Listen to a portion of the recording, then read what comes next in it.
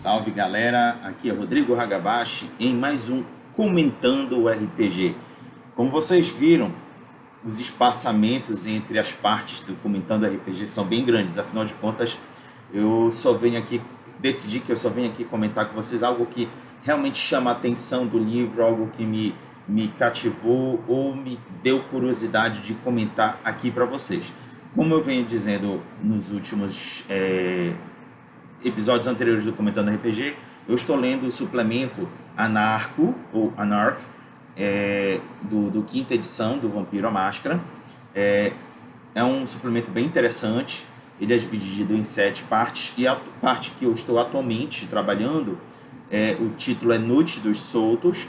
Ele é uma parte bem grande, pega mais da metade do livro, mas é uma parte essencial porque ele faz relatos de vários cenários do movimento anarco ao redor do mundo. E eu, enfim, terminei de ler essa parte e, após a leitura, o penúltimo relato me chamou bastante atenção e eu vou destrinchar ele aqui com vocês, e que ele tem a ver com a Bacia Amazônica e especificamente a cidade de Manaus, no estado do Amazonas. Então, vamos aos comentários dele.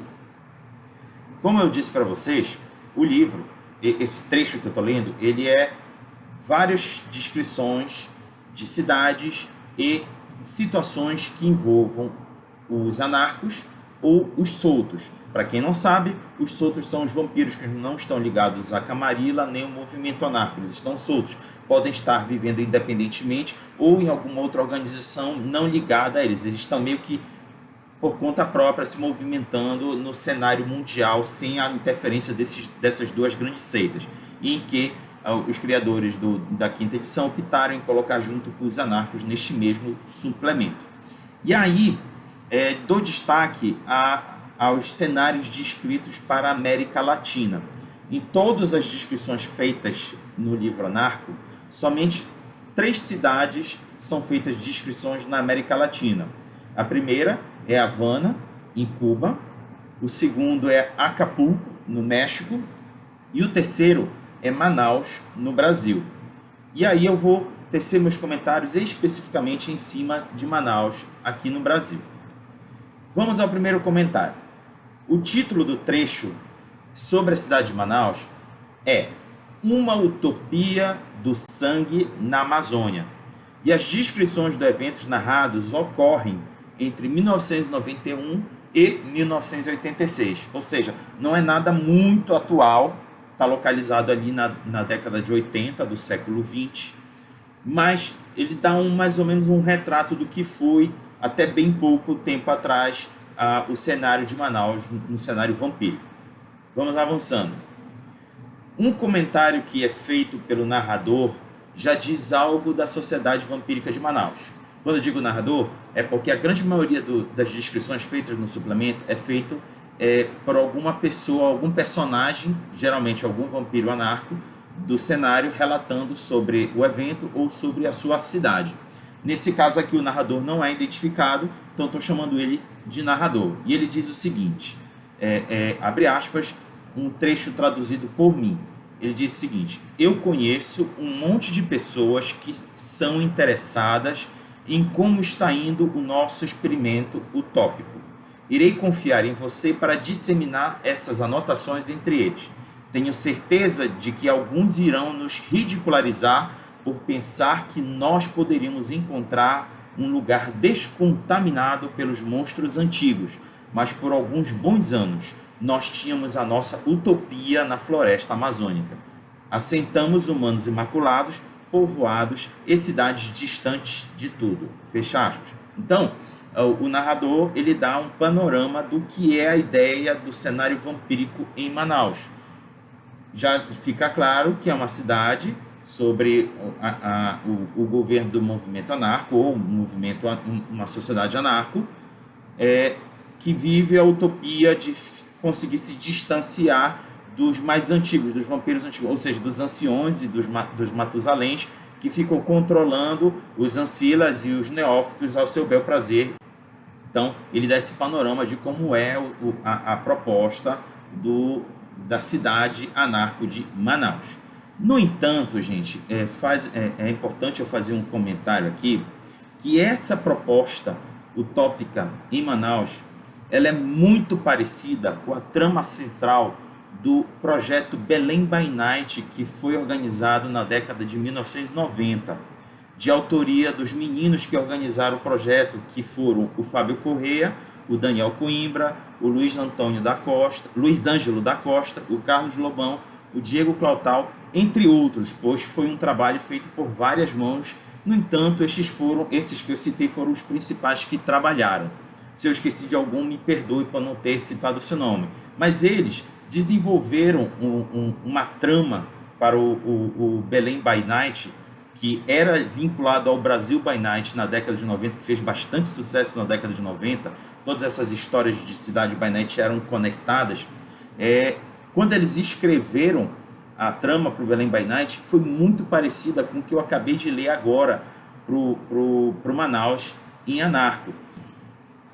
Por exemplo, só para vocês terem uma ideia, o título que era usado no Belém by Night era "No coração da Amazônia sobrevive um ideal". E aí, quando a gente esbarra com o título do que está no Anarco, Uma Utopia do Sangue na Amazônia, percebe-se uma similaridade entre títulos. E aí, quando a gente avança para a descrição do Belém by Night, inclusive estou colocando um link de uma compilação de informações do Belém by Night que eu fiz na época do antigo blog do RPG Pará. Em 2009 eu divulguei todos esses dados que eram do Belém by Night, da trama do Belém by Night, para a galera poder usar nas suas mesas e jogarem. E vocês vão ver lá no link que está aqui na descrição, que a trama do Belém by Night era em torno de um ancião Brujá, de origem inglesa, que veio para a cidade de Belém, na região amazônica, tentando fugir das intrigas e dos jogos políticos dos anciões na Europa. E aí ele se estabelece aqui e tenta formar uma utopia da nova Cartago. Ele queria fazer uma nova Cartago no meio da floresta amazônica. Então, as ideias são muito similares. Isso me chamou muita atenção quando eu li esse trecho no livro Anarco, e eu não poderia deixar de comentar aqui no vídeo para vocês. Vocês podem dar uma olhada aí no link, vocês vão ver que é muito parecida a ideia. Mas enfim, vamos seguindo em frente. Outro trecho que me chamou a atenção nesse relato de Manaus que é relatado pelo narrador o seguinte, abre aspas: "Nós achamos que há somente 3 vampiros sabá propriamente ditos lá fora. O resto são apenas locais que eles abraçaram. 3 deles, quase 50 de nós." Se vocês quiserem entender o que ele disse aí mais exatamente, vão lá na página do Drive-Thru RPG, comprem o PDF do Anarco, para vocês lerem todo o conteúdo desse trecho de Manaus. Mas eu já adianto para vocês que o narrador está fazendo o relato de uma situação entre o sabá e os anarquistas da cidade e o conflito entre eles. E aí ele comenta, que é isso que me chamou a atenção, que haviam só 3 sabás disseminando o conflito na cidade contra 50 deles. Cara, 50! Não fica muito claro, mas são 50 vampiros? Ou seja, 50 vampiros em Manaus? Vamos pensar assim, considerando a relação que os livros básicos de Vampiro à Máscara fazem da proporção de mortais para vampiros, que é de 100 mil mortais para cada vampiro. Por que 100 mil mortais para cada vampiro? Justifica-se 2 coisas. A primeira é que há um certo equilíbrio da quantidade de vampiros dentro de uma cidade em relação ao consumo de sangue. Ou seja, se passar de 100 mil habitantes para cada um vampiro, começa a ficar desequilibrado esse consumo e começa-se a ficar muito mais propenso a ocorrer a quebra de máscara por uma quantidade muito grande de vampiros na cidade, que ultrapassa essa proporção, por assim dizer, segura de existência de vampiros numa cidade. Então, fazendo aqui os cálculos, para ter 50 vampiros numa cidade, a população da cidade teria que ter em torno de 5 milhões de habitantes.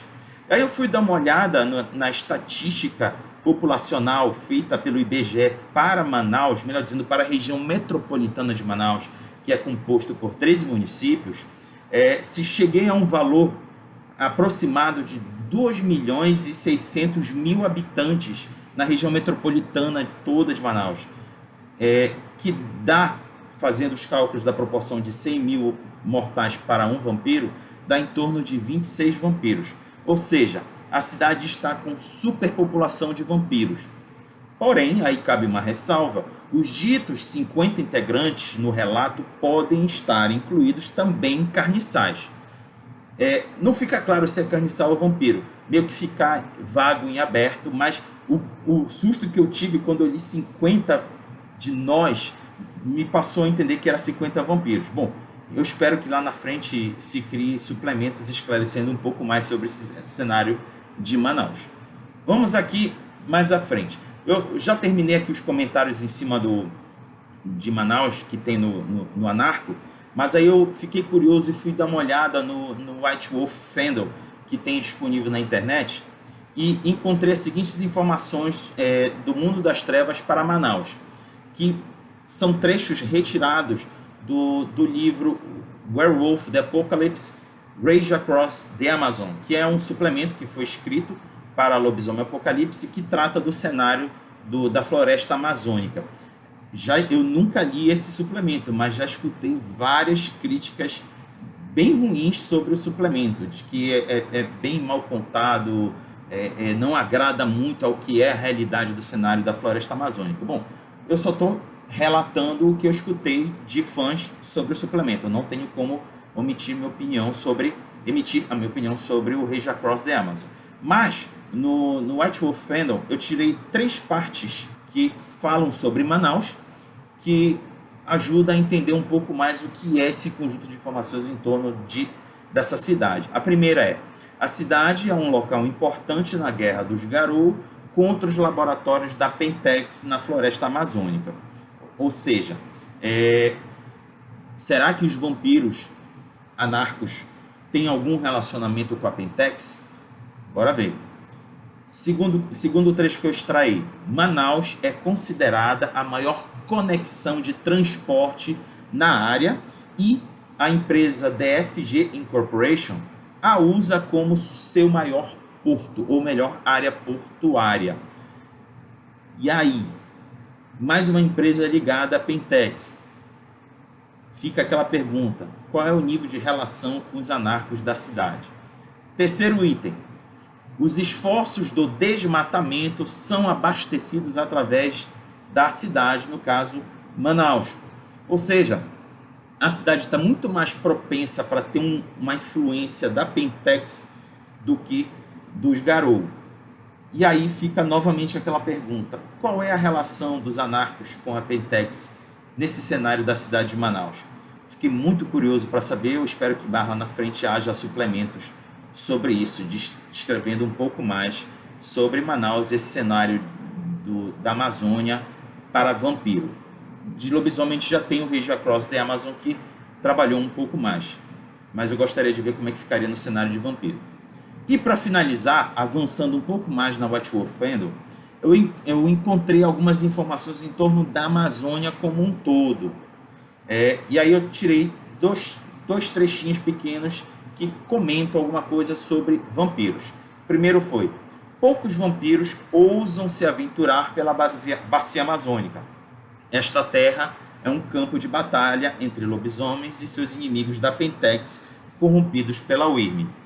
Então já ficou claro que os vampiros não ficam andando pela floresta amazônica, eles se concentram nas concentrações urbanas, ou seja, as principais cidades da região, no caso Manaus, que é descrito pelo suplemento anarco da 5ª edição. Segundo, o conflito inflamou os lobisomens a desenvolver uma abordagem militarista para resolver seus problemas, e os vampiros são sábios de evitá-los, ou seja, mais uma justificativa do porquê que os vampiros não ficam rondando pela floresta amazônica, eles só se concentram nas grandes capitais, mais uma vez, Manaus. Então é isso, galera, esses foram os comentários e extrações de informações que eu busquei em torno da cidade de Manaus, que foi um dos destaques da América Latina para o suplemento anarco da 5ª edição de Vampiro à Máscara. Agora eu vou começar a ler as outras partes, e a próxima parte é os clãs livres, que falam dos 3 clãs principais dos anarcos, que é Brujah, Gangrel e o Ministério. Em breve trarei comentários para vocês. Então, até a próxima, galera. Falou!